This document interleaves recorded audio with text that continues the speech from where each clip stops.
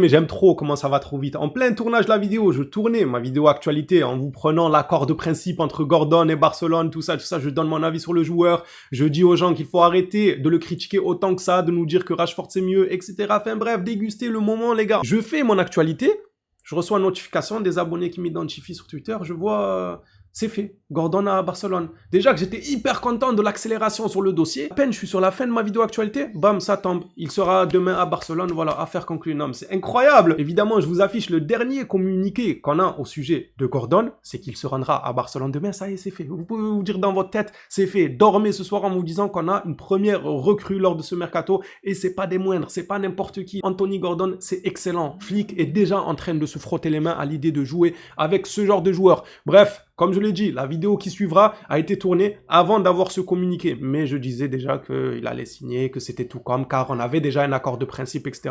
Donc je parle un peu de la recrue, je parle de Bernardo Silva. Vous allez le voir dans le reste de la vidéo. On nous dit qu'il se rendra demain à Barcelone pour passer sa visite médicale et signer son accord avec les Blaugrana. Montant du transfert, 70 millions plus 10 bonus.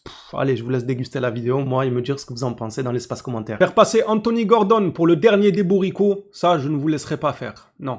C'est hors de question. Je sais que moi-même, plusieurs fois, je vous ai dit qu'il y a des pistes qui m'intéressent plus, qui me hype, des noms que j'apprécie plus que d'autres, mais si ça venait à être Gordon, l'heureux élu du côté de la Catalogne, je ne serais pas forcément déçu, parce qu'il a beaucoup de qualités, surtout pour le jeu de Hansi Flick. Donc depuis l'annonce de l'accord entre Gordon et Barcelone, tout le monde est monté au créneau pour nous dire que oh, c'est trop cher, et c'est pas normal, et comment c'est possible, et il y a mieux, l'ailier de la Juventus, l'ailier du Paris Saint-Germain, Deco fait n'importe quoi, les gars.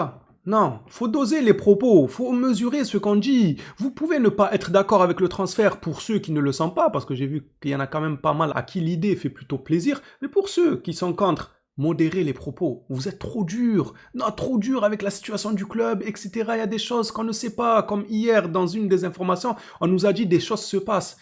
Moi, je croyais que c'était comme d'habitude, on se fout de nous. Applaudissements dans les bureaux, Laporta qui commande des pizzas avec déco et un agent d'un joueur juste pour se faire un petit buffet et parler un peu, papoter de leur train de vie. En fin de compte, c'était du sérieux. Des choses se passent au club. Et plus que ce que l'on croit. Parce que là, l'arrivée de Gordon, il y a tout plein de théories qui commencent à naître. Et à juste titre, les gars. Rafinha va-t-il partir? Fermin va-t-il partir? Olmo va-t-il quitter le club? Gros point d'interrogation. Qui va être sacrifié? Parce que normalement, si on suit la logique du club qui se dit vouloir toujours un numéro 9 malgré une probable arrivée à 80-90% de Anthony Gordon, ils veulent toujours recruter un numéro 9. Il y aura quelqu'un qui va partir. Sinon, Deco a gagné au loto et il nous l'a pas dit. Bref, les Blaugrana, j'en ai trop dit. Dans cette vidéo actualité, on va beaucoup se concentrer sur le dossier Gordon qui a fait grand bruit, sorti un peu de nulle part. On le suivait de très loin. Il en avait quelques informations aussi. Mais là, passer de quelques informations à un accord de principe entre le club, le joueur, l'agent, le Barça, Cavagier, tout le monde est d'accord. Incroyable quand même. C'est autre chose et ça mérite qu'on dédie la vidéo. On a une information sur Bernardo Silva, mais voilà, lui, ça va être le vas-y lui. S'il vient, c'est un bonus, libre et tout. On va plutôt se centrer sur Anthony Gordon. Avant de rentrer dans le vif du sujet, joyeuses fêtes à tous. J'espère que vous vous portez très bien, que vous avez pu profiter avec vos proches. Aïd comme Mabrouk, j'espère que ce ne sera pas le dernier pour vous ainsi que vos proches. Profitez de ces moments-là, c'est hyper important. Ceci dit, revenons à Anthony Gordon. Il fait l'Aïd lui, vous pensez? Anthony Gordon sous Aïd, les gars. Il a acheté un mouton, Gordon. Deco, en vrai, Deco achète un mouton pour le mercato. Mais on est là, on cherchait un neuf et tout. C'est Ferrand, le mouton. C'est lui au Barça, ils auraient dû le charcler. Revenons un peu au football et Anthony Gordon. Accord de principe, c'est pas moi qui le dis, c'est les informations, je n'invente rien. Le FC Barcelone et Newcastle ont trouvé un accord de principe pour le transfert d'Anthony Gordon.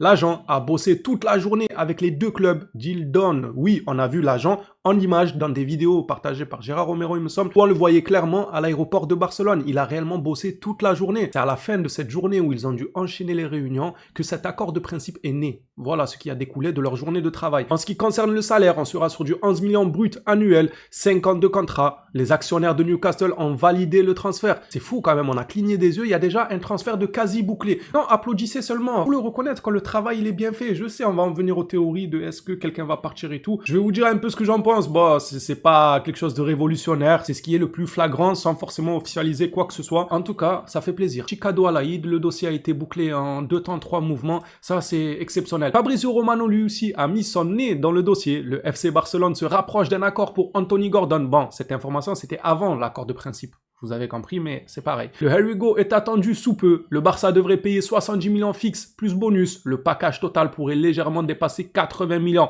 On va rester sur les 70 millions. Les bonus, vous savez que j'en suis friand. Pour moi, il faut les inclure, les bonus, dans les mercatos parce que ça te permet de baisser le coût de l'opération sur le moment. Mais en même temps, le club vendeur, il n'est pas perdant parce que ça lui permet d'espérer avoir plus que le montant initial si leur joueur venait à confirmer, gagner des titres, être meilleur buteur, ballon d'or, etc. Il récupère un peu d'argent et au final, tout le monde est gagnant. Les bonus sont la meilleure chose qui puisse exister pour le mercato. C'est très bien. Bon, en plus de ça, il n'y a pas 20 ou 30 millions de bonus. On parle d'une dizaine de millions aux alentours. S'il venait à déclencher les bonus, ça veut dire que le Barça est gagnant. Puisque tout va trop vite aujourd'hui, on nous parle déjà de la visite médicale de l'international anglais. Oui, il va la passer cette semaine, là. Ça va trop vite, mais je suis choqué. C'est pas le Barça, ça. C'était pas arrivé depuis quand? Qu'on a un joueur bouclé aussi rapidement à un montant aussi haut. Évidemment, je ne parle pas d'un mercato où tu ramènes Roméo à 2 millions. Non, un mercato à plus de 50, 60, 70 millions. Bam, 2-3 jours de négociation, tu as un accord de principe de tous les côtés. Ça fait plaisir à voir, je me régale. Anthony Gordon pourrait passer sa visite médicale à Barcelone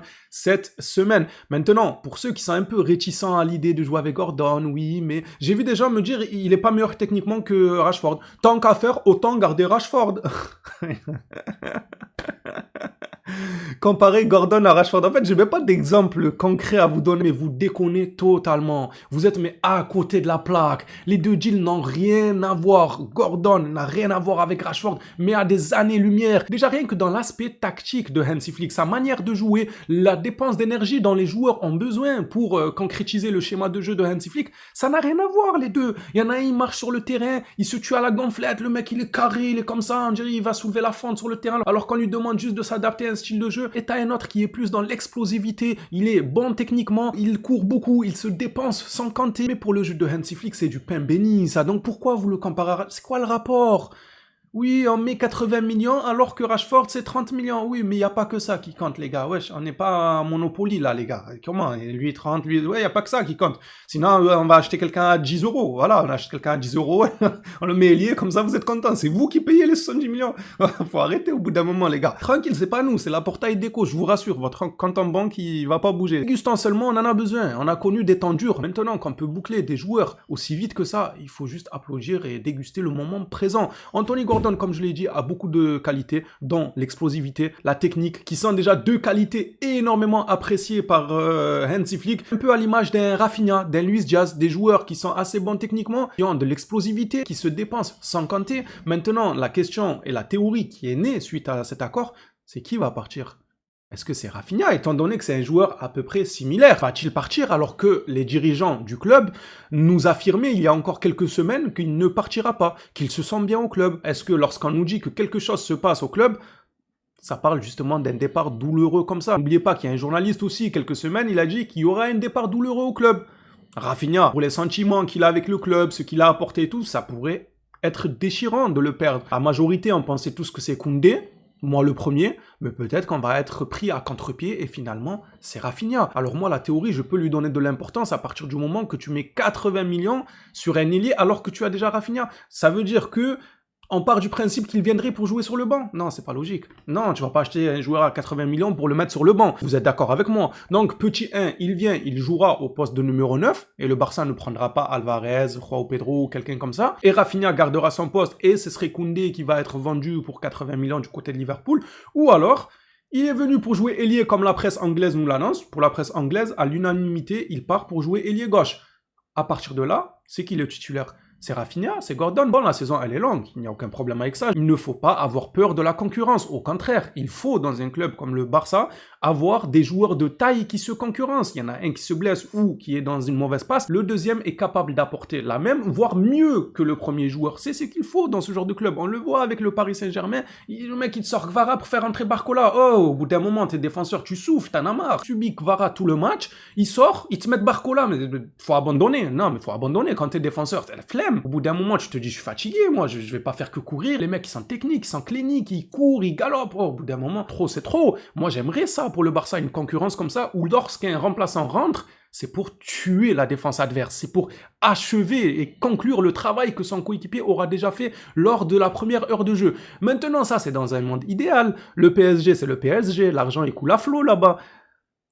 Nous, on a des problèmes financiers. C'est là où je me pose la question. Est-ce que le Barça a ramené Gordon sérieusement pour qu'il fasse concurrence à Rafinha, une concurrence saine pour se tirer tous les deux vers le haut et apporter au club ce qu'il faut? Mais 80 millions, c'est beaucoup quand même.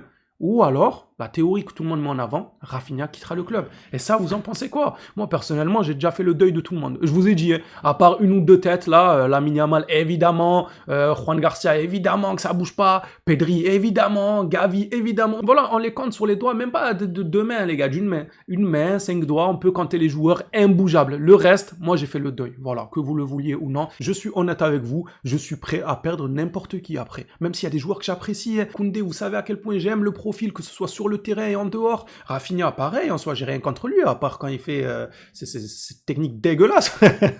Non, non, il est fort, non, mais quand même, il a des qualités, il a su nous apporter. Malheureusement, la saison passée, le physique n'a pas suivi, mais c'est là où la question se pose. Imaginons qu'il se pointe à la nouvelle saison avec un physique catastrophique comme celui de la saison passée. C'est compliqué. Tu vas pas aller bien loin avec un physique comme ça, mais on ne sait pas. C'est la roulette russe. Il peut revenir avec le Rafinha de l'avant-dernière saison ou il peut revenir avec le Rafinha de la saison passée. Et là, tu te diras, ah ouais, je suis un peu embêté. Pourquoi on n'a pas saisi l'opportunité des offres de l'Arabie Saoudite et tout? Enfin bref, la théorie, elle se tient. Quelqu'un devrait quitter le club dans le secteur offensif, logiquement, même si ça pourrait être Araujo, Koundé, etc. Mais logiquement, peut-être Rafinha, peut-être Olmo, peut-être Fermin.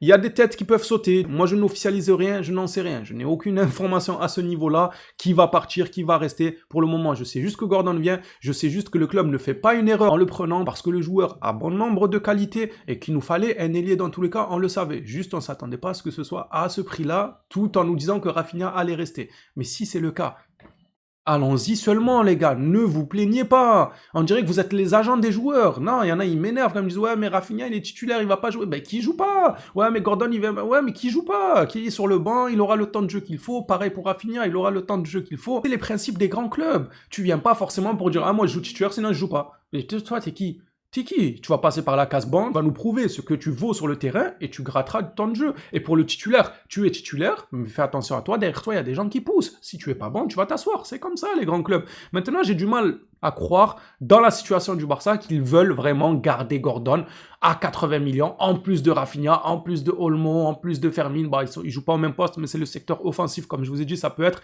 un départ, surtout offensivement. Moi, j'ai du mal à voir le club faire ça, à part si Deco, il a gagné au loto, ou Kalaïd, ils lui ont donné une grosse tirelire remplie d'argent, je sais pas. Je sais pas, peut-être. C'est la seule solution qui me permettrait de croire que le Barça va nous donner ce plaisir de voir une équipe compétitive à tous les niveaux, même parmi les remplaçants. Franchement, c'est compliqué à dire. J'attends juste de voir. Pour le moment, moi, je suis juste heureux que Gordon se rapproche de Barcelone parce qu'on avait besoin de recruter et j'espère que ce ne sera pas la dernière recrue. Selon Gérard Romero, la signature d'Anthony Gordon au Barça n'exclut pas la signature de Julián Alvarez ou de Joao Pedro. J'ai hâte. Non, j'ai hâte. En fait, je peux pas dire grand-chose à part j'ai hâte de voir qu'est-ce que le club a derrière la tête? Quelle idée ils ont? Quel est le plan pour la saison prochaine? C'est sûr que Gordon, Flick a dû le valider à 1 milliard de % parce que, je vous ai dit, il colle parfaitement à l'idée de jeu de Hansi Flick. Là, il n'y a aucun doute là-dessus. Maintenant, est-ce que Flick n'aurait pas demandé un numéro 9?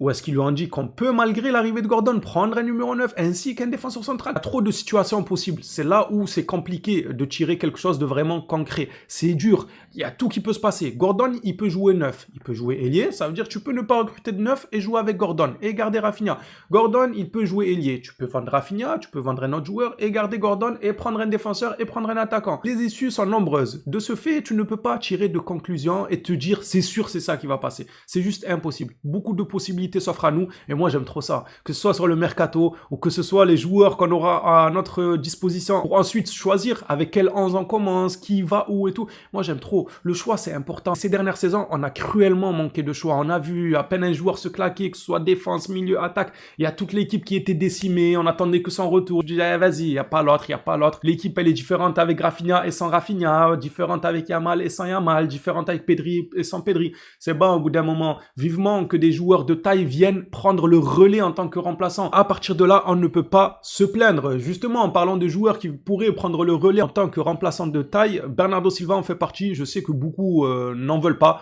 Moi, personnellement, gratuit, je prends. Je réitérerai mes propos autant de fois qu'il le faudra. Le Barça considère Bernardo Silva comme une bonne opportunité de marché, car il arriverait libre. Il faudrait cependant convaincre Flick, qui estime qu'il a déjà assez de milieux de terrain. Est-ce qu'on peut le contredire? Non. C'est vrai qu'on a assez de milieux de terrain, mais des milieux de terrain capables de prendre le relais, eux-mêmes d'endosser la responsabilité lorsqu'un Pedri se blesse.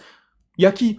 Il y a qui? Dites-moi, je sais pas. Vous allez me dire Gavi, oui, mais il revient lui aussi de blessure et on ne sait pas de quoi il fait demain. Un joueur libre comme Bernardo, avec un salaire modéré, il viendrait faire le nombre sur le banc, il viendrait t'offrir une qualité dans la rotation et surtout une assurance en cas de blessure. Comment certains peuvent le refuser? Moi, je comprends pas. Dites-moi si votre avis a changé sur Bernardo Silva. Libre, est-ce que vous prenez ou pas? En plus, apparemment, il parle avec le Real Madrid et tout. On suivra ça de près. Dites-moi aussi pour Gordon, qu'en pensez-vous et surtout, quelle est votre théorie? Gordon jouera-t-il numéro 9 et le Barça ayant vu que l'Atlético Madrid ne veulent pas négocier, Chelsea ne veulent pas négocier, ils se sont dit, bon, autant prendre un joueur qui pourrait dépanner en numéro 9, mais en plus être bon en ailier. Si Rafinha se blesse, il jouera en ailier, et Ferran Torres assurera le rôle de numéro 9. Si Rafinha est là, il jouera en numéro 9, et Rafinha assurera le rôle d'ailier. Qu'en pensez-vous à votre niveau? Quelle est votre théorie? Qu'est-ce que vous en pensez? Êtes-vous heureux de la signature? Enfin, de la signature, je me précipite un peu, mais c'est tout comme, les gars. Le Harry Go, il va tomber. Ce soir, il tombe, normalement. Bon, ma vidéo, je l'aurais sorti avant, mais normalement, d'ici 22, 23 heures, allez, peut-être minuit, ou demain matin dans la matinée,